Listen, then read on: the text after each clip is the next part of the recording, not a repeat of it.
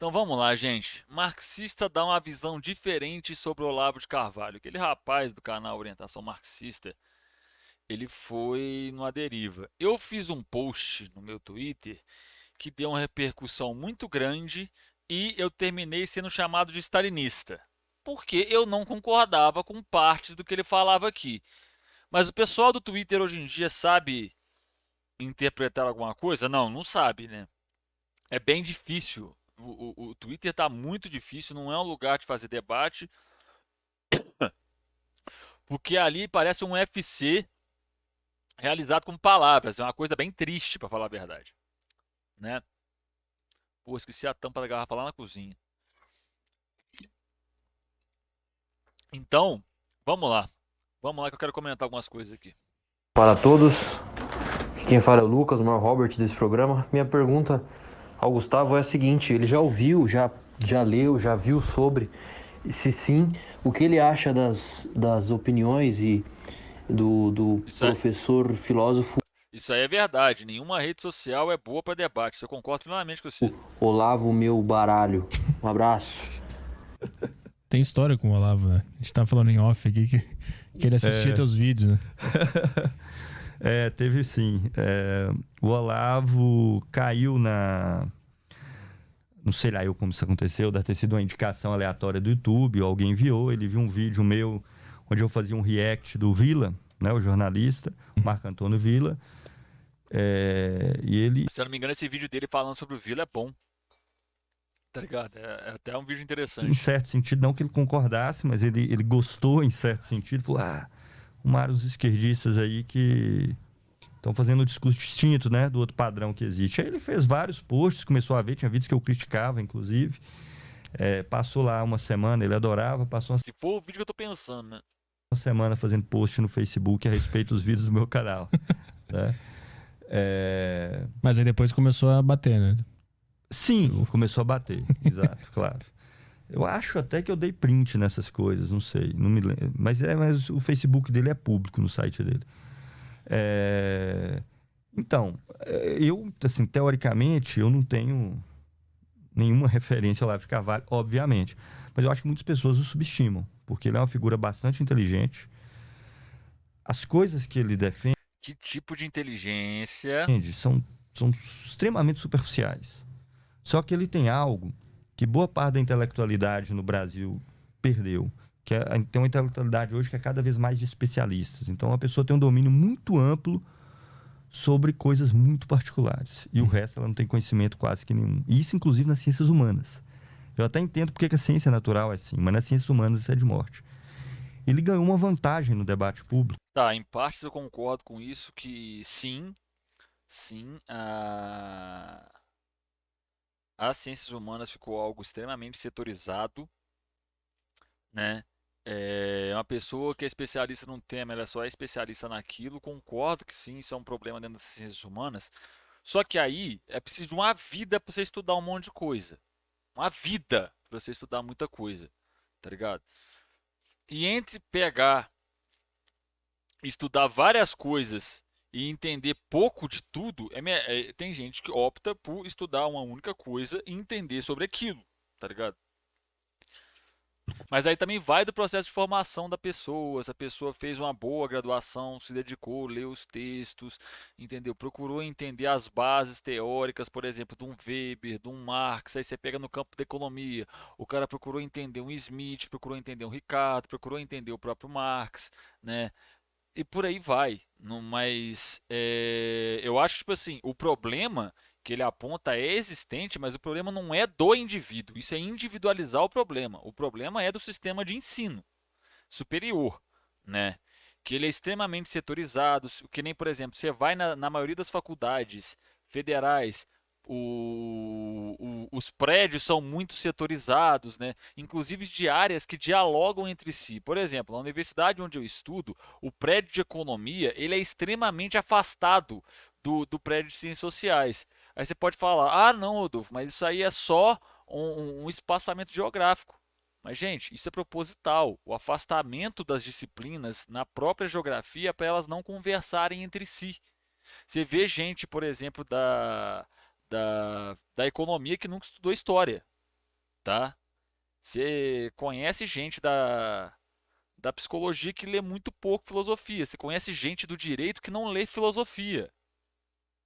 Sendo que direito é estritamente filosofia. O direito é estritamente filosófico, tá ligado? Então tem diversas questões que permeiam este problema das pessoas serem especialistas em um único tema, tá ligado? Tem diversos fatores.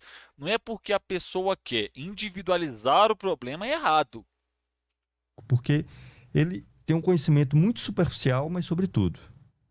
Então ele sabe falar sobre muitas coisas, citar muitos autores dos mais diversos temas, né? Tá, mas aí tem outro negócio. Citar diversos autores não quer dizer qualidade do discurso, né?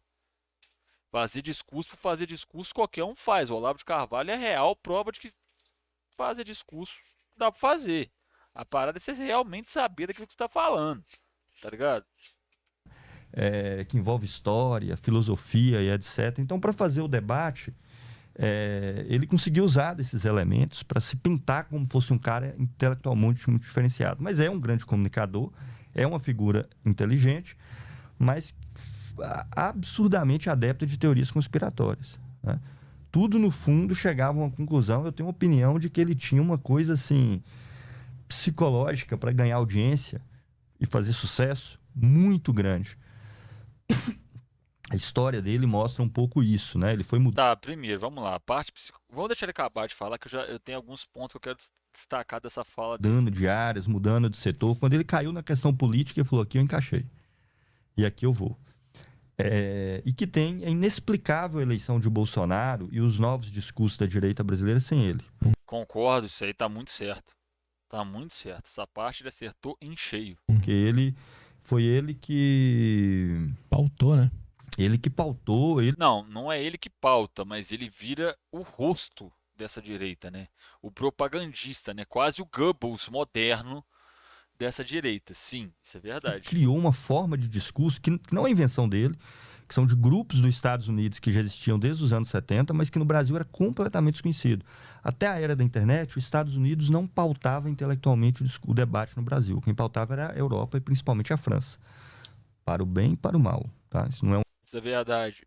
A Academia Brasileira da Área de Humanas é extremamente francófila, né? Ela tem muito apelo aos autores franceses e sim, recentemente tem chegado assim ao estudo de autores estadunidenses, mas aí é um problema da Academia Brasileira. Por que é um problema da Academia Brasileira? A gente lê muito poucos autores brasileiros.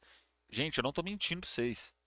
Vocês vão ler meia dúzia de autor brasileiro se vocês for fazer ciências sociais, ou sociologia, ou ciência política, vocês vão ler meia dúzia. A maioria é autor estrangeiro. um elogio nem nada, é uma constatação. Tem aspectos disso que pode ser.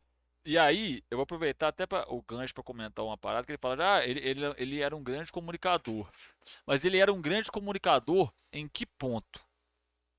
Porque se você pegar, por exemplo, e for analisar o histórico do Olavo de Carvalho, você vai ver que ele teve diversos financiamentos. Teve gente que financiou o Olavo de Carvalho para fazer o que ele fazia. Tá ligado? Primeiro ponto é esse. Segundo ponto, né? As próprias plataformas, né? O Orlando Calheiros, ele fez um experimento que eu achei muito interessante. Ele pegou, criou uma conta virgem, né, no Google e tipo assim, ele começou a clicar, ele clicou num vídeo, viu um pedacinho e foi clicando nos recomendados. 5 ou 7 cliques depois ele estava dentro do Brasil Paralelo, tá ligado? E aí, tipo assim, não é porque ele era bom comunicador que ele estourou. Não, você tem diversos fatores. O próprio algoritmo das redes facilita esse tipo de discurso PMA. Ele devia saber disso, porque tem vídeo dele que você pode digitar o nome completo do vídeo que você não acha. Tem vídeo desse cara que você só acha se você for no canal dele. Tá ligado? E mesmo assim, tentando não sei quantos disclaimers, isso acontece com ele, isso acontece com a Rita Von Hunt, isso acontece com o Jones Manuel, isso acontece com a Sabrina Fernandes, isso acontece com o Ian, com o Gaiofato, com todo mundo. Essa parada do algoritmo não recomendar, tanto é que, tipo assim, tem hora que eu abro meu YouTube e tem um monte de vídeo de ANCAP recomendado, porque eu fico fazendo react aqui, velho.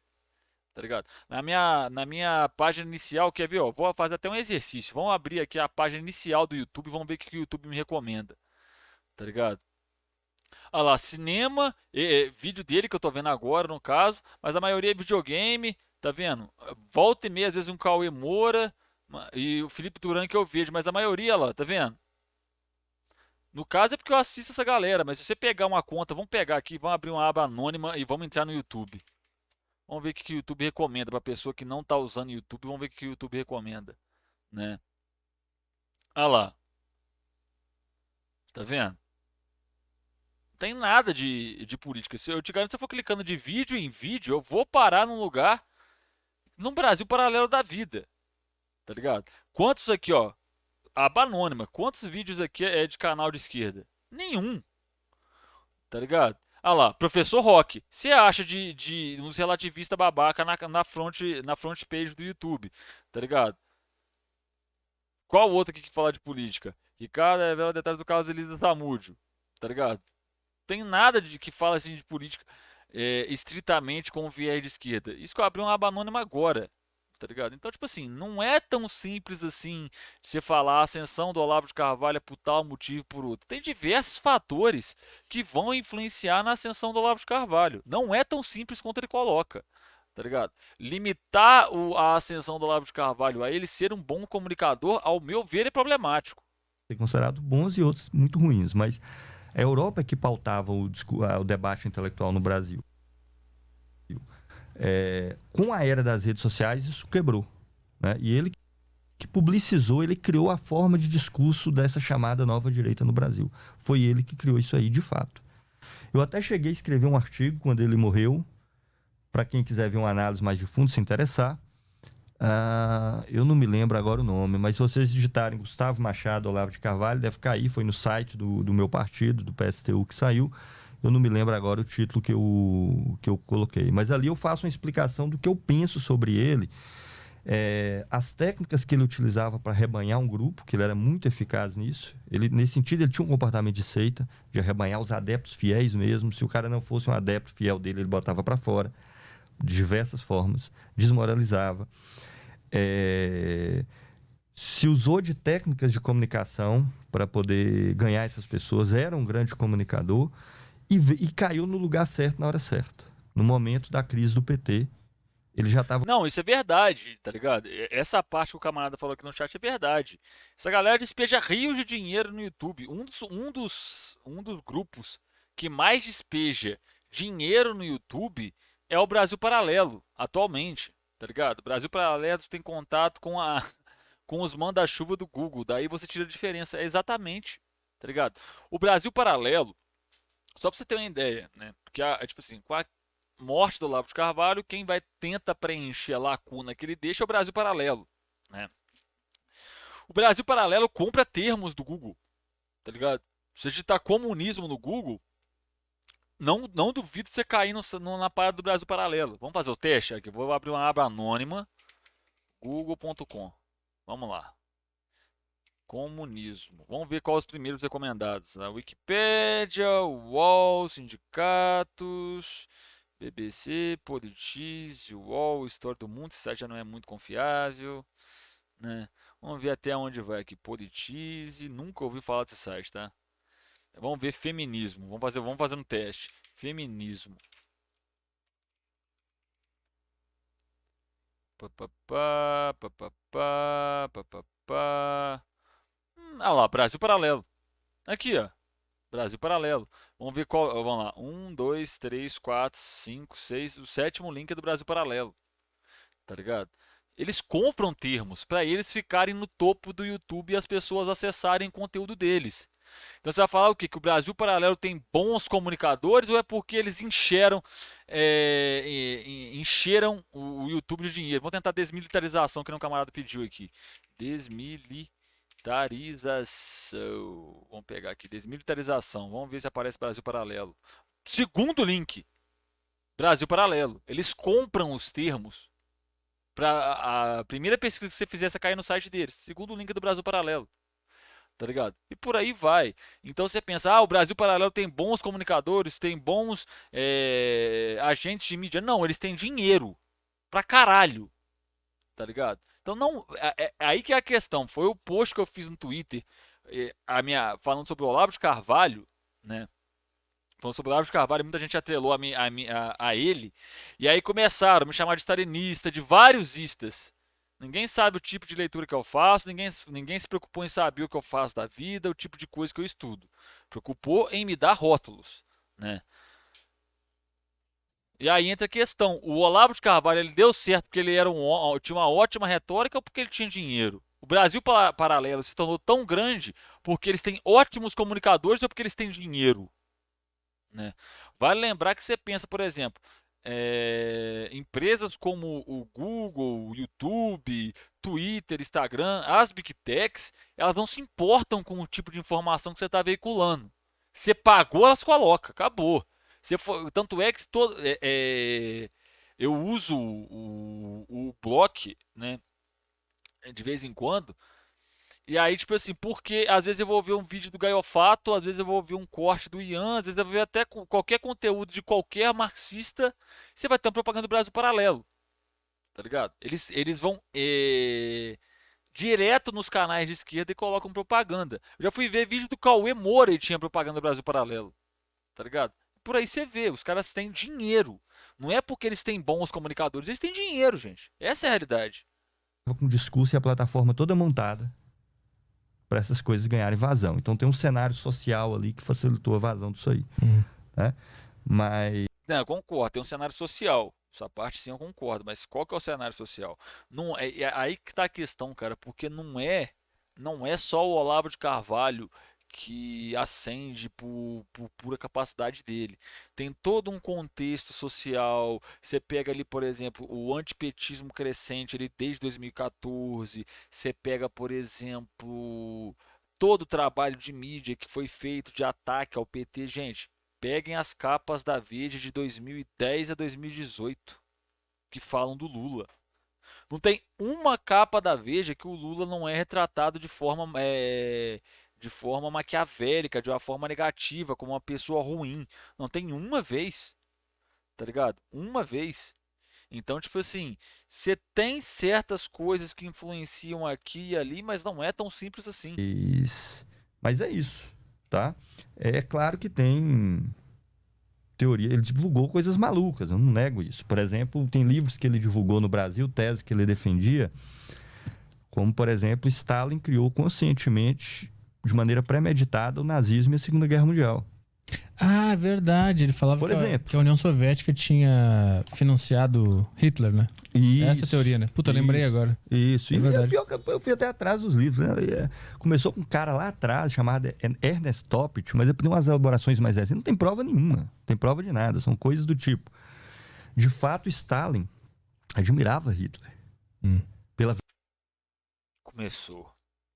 velocidade com que ele conseguiu fazer as coisas. Tem uma biografia do Stalin no Brasil chamada Jean-Jacques Marie.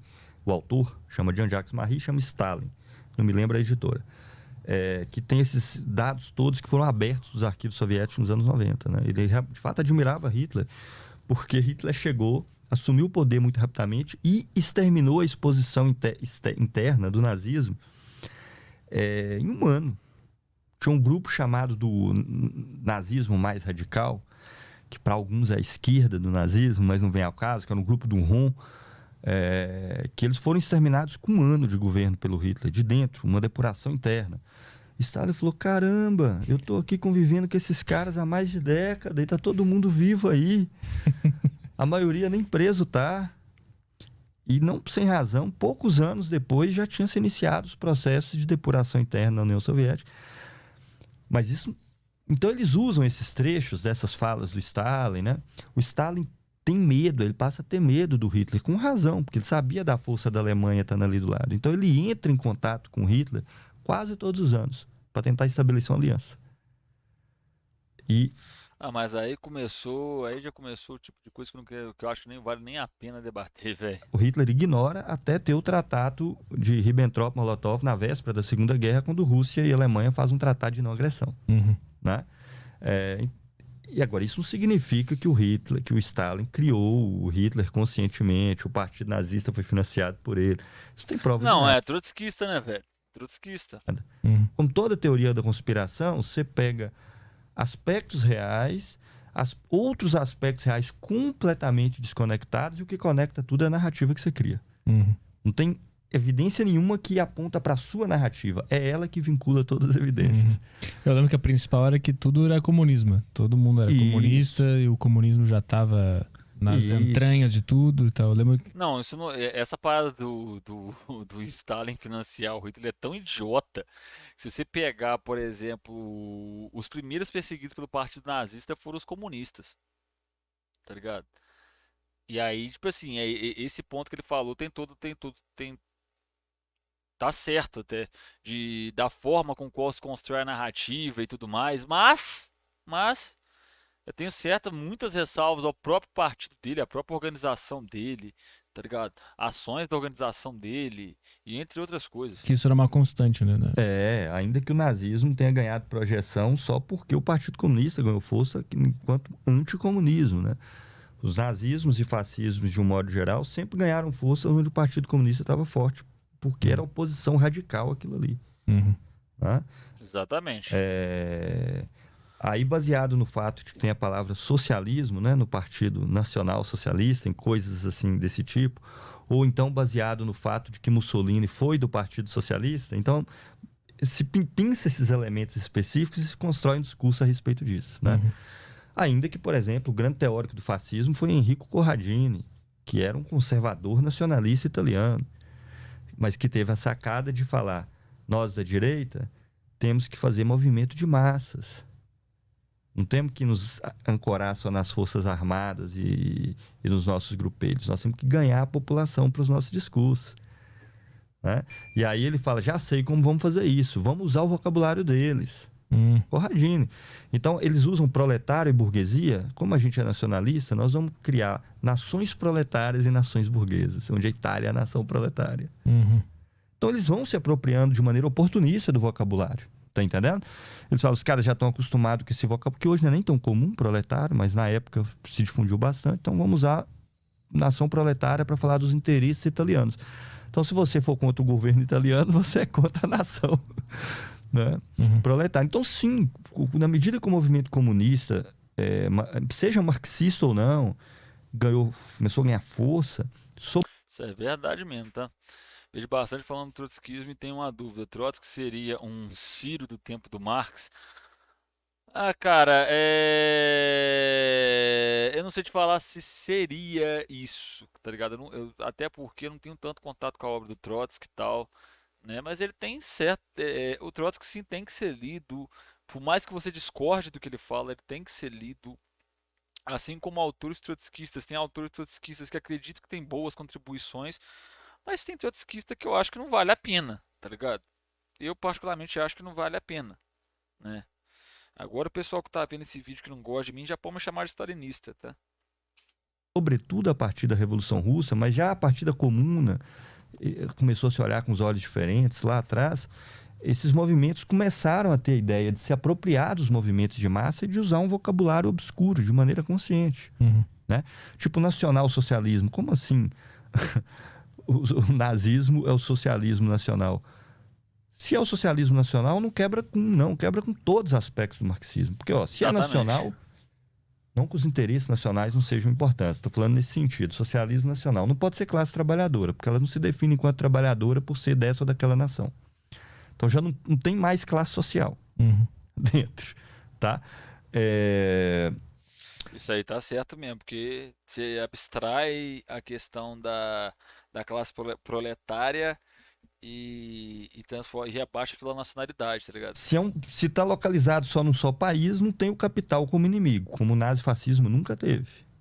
Na verdade, as empresas atuaram tranquilamente durante os governos nazistas e fascistas, inclusive com liberdade de mercado maior. No caso da Itália, por exemplo, bem maior, mesmo no caso do Hitler. Politicamente não se podia nada, economicamente se pode tudo. Não houve nenhum processo no sentido de estatização ou qualquer coisa nesse sentido, menos ainda de controle de trabalhador, do que quer que seja, né? Então, não tem pé nem cabeça historicamente a tese, mas ela tá aí. É isso aí, é isso aí. O que eu queria ressaltar é só esses pontos que eu ressaltei. A parte que ele fala ali do Stalin, eu tenho discordâncias muito grandes, mas ele teve acesso à literatura e eu não, então não vou opinar muito sobre isso, né? Porque senão vai ter gente chovendo nos comentários me chamando de stalinista, né? Mas eu queria ressaltar esses pontos sobre o Olavo de Carvalho, a questão ali da propaganda e tudo mais. E eu acho que deu para fazer de forma bem sintética. Para você que está vendo isso aí no YouTube, beijo para você, tá? Aqui na tela tem a bolinha. Se inscreve aí, deixa o like, tá bom? Compartilhe com o amiguinho, ativa o sininho para você receber as próximas notificações. E na tela também tem outro vídeo para você, se você quiser continuar assistindo, tá? Um beijo enorme no seu coração. Até a próxima aí. Falou!